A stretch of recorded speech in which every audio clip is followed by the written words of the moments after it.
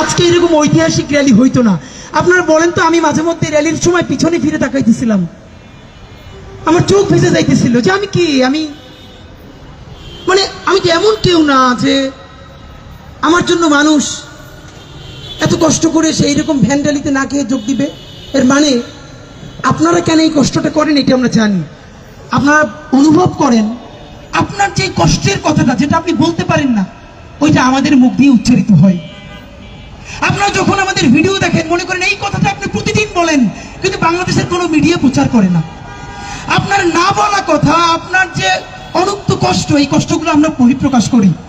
দোয়া কইরেন মৃত্যুর দিন পর্যন্ত যেন বাংলাদেশ স্বাধীনতার সার্বভৌমত্ব 18 কোটি কণ্ঠহীন মানুষের কণ্ঠস্বর হয়ে আমরা শেষ নিঃশ্বাস ত্যাগ করতে পারি। যখন মানুষ মৃত্যুকে ভয় পায়, তখন যেন আমরা হাসতে হাসতে আল্লাহর কাছে কবরে চলে যেতে পারি, সেই জীবন যেন পরিচালনা করতে পারি। আমি, আমার টিম, আমাদের জন্য আপনারা নামাজের পর দোয়া করবেন। বাংলাদেশ জিন্দাবাদ।